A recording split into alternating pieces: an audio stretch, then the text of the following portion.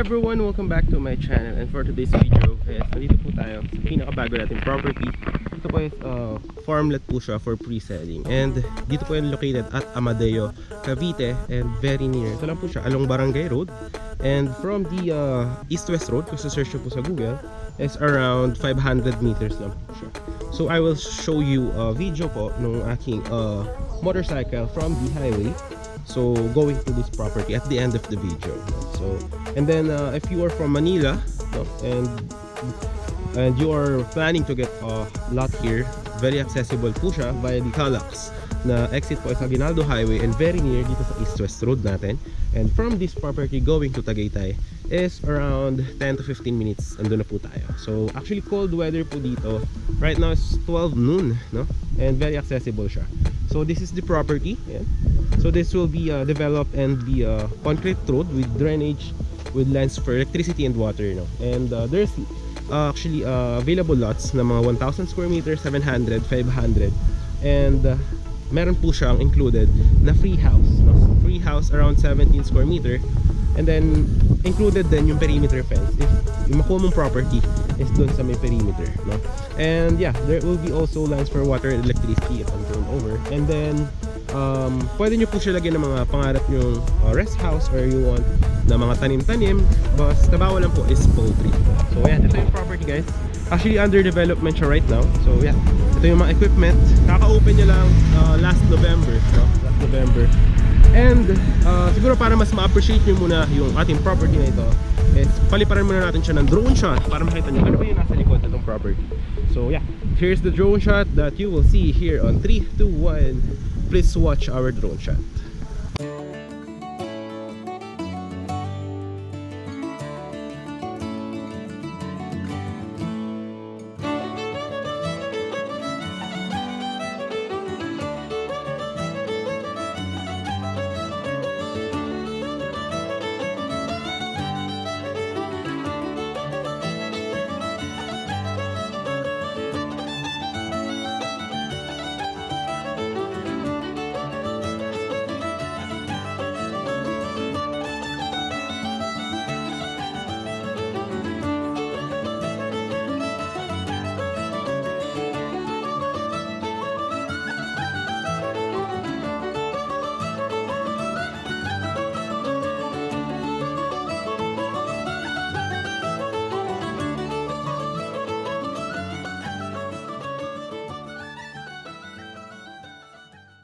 So yun guys, nakita nyo naman guys yung ating drone shot. Napakaganda po ng property and actually very good investment siya if you are looking for a getaway lot, yung stress ka sa city and you want a property na alam mo yun, malaki.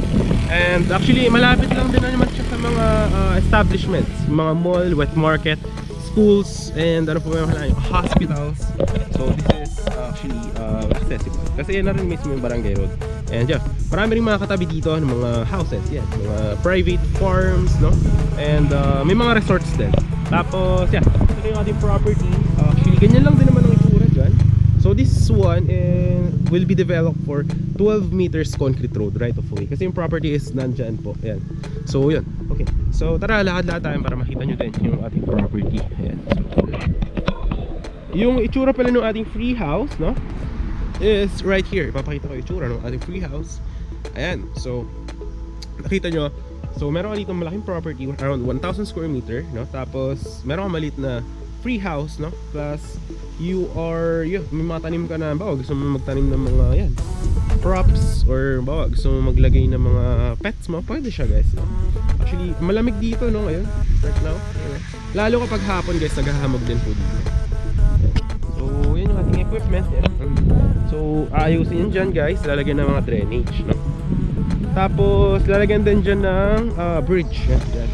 Concrete bridge. Tapos ganyan lang din naman yung itsura doon sa likod kung nakita nyo yung drone shot natin. And actually this one, ang maganda dito kasi included na doon sa ating price. Doon makikita nyo sa price description yung transfer of title ng property sa individual title ng mga owners natin.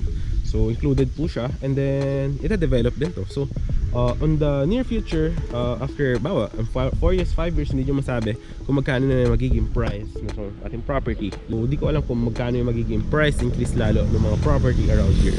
So, yeah. Actually, ito na siya guys, yung ating weather vibes here, no? Tapos yung video, I will show at the end of the video yung ating itsura nung from the highway, East West Road going to this property, no? Pero malapit ito sa Tagaytay guys. And ang weather dito maganda kasi hindi rin dito bumabaha kasi mataas po ang location nitong Amadeo Cavite. If you search on Google, mataas po ang above sea level nito. Actually maganda dito, makikita nyo yung lupa sa Amadeo, mataba, no? So wow, gusto mo maglagay ng mga for retirement ng mga tanim-tanim mo, mag-relax, no? Pwede, no? And maganda dito guys, marami rin bilihan ng mga halaman malapit dito sa property na to. Yung mga may private na mga garden shop, mga plant shops. Yeah. So yeah, doon lang yung mga property available. Yan, may mga, actually ano na lang to, last around 7 lots, no? May mga 1,000 square meter, 700, 500. Yung 500 sold out na. So yun, around 700 yung mga remaining cuts natin and 1,000 square meter. But yeah, dyan na yung property mismo. I-develop pa naman kasi to, so pre-selling pa kasi. Siguro para makita nyo kung ano ba yung sample finish ng mga project natin. So I will show you yung mga project natin na finish constructed na sa drone shot na to. In 3, 2, 1, here is the drone shot of our finished projects po.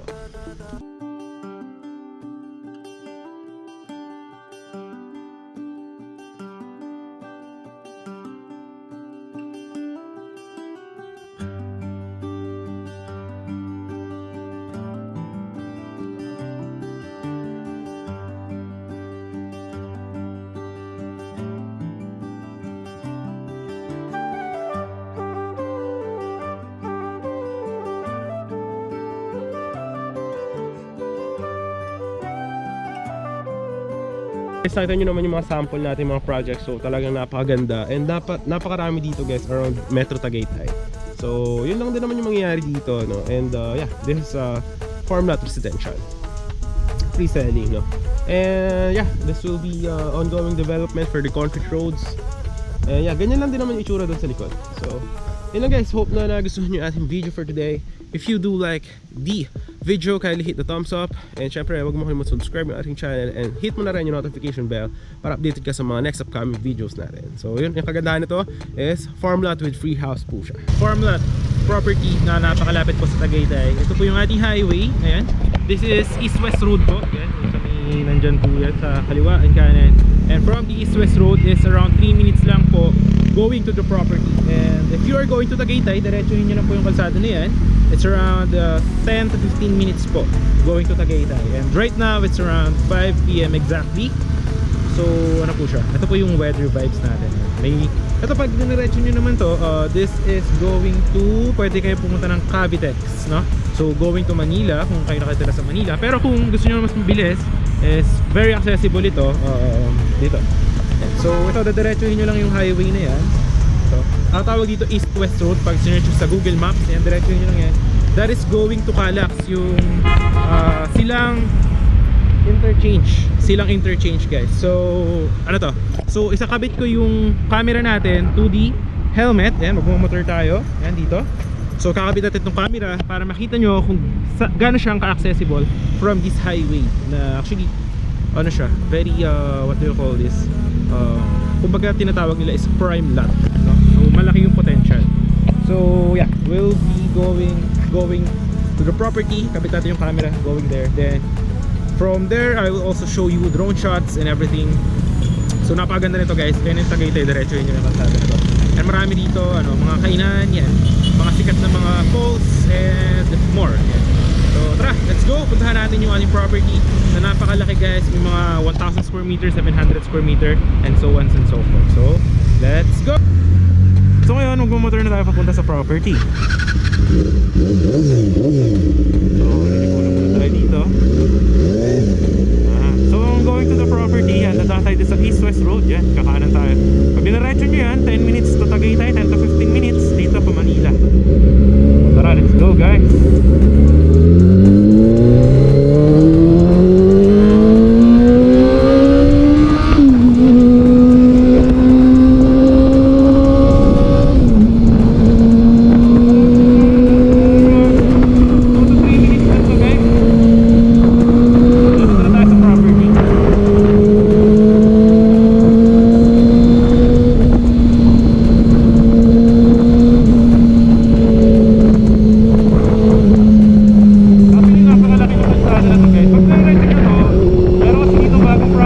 pwede kayo lumabas papunta na, ito kasi diretso to, papunta ng Mendez, papunta na Magallanes. Pwede rin kayo diretso papunta ng Nasugbu, Batangas, kung saan pwede kayo maligo sa mga beach. Ayan, kasi napaganda naman dagat dito. And hindi siya pricey. May mga affordable ones which are white sand. And if you actually look at my vlogs, consider I also have projects na beach front, no? Beach lot, white sand. And around 2 minutes walk to the beach, 1 minute yeah. So yun guys, from the highway towards the main highway kanina, nagkakanan lang tayo dito guys. So tara, let's go to the property. So pre-selling po ito. Yan, pre-selling po yan. So makikita natin ngayon is yung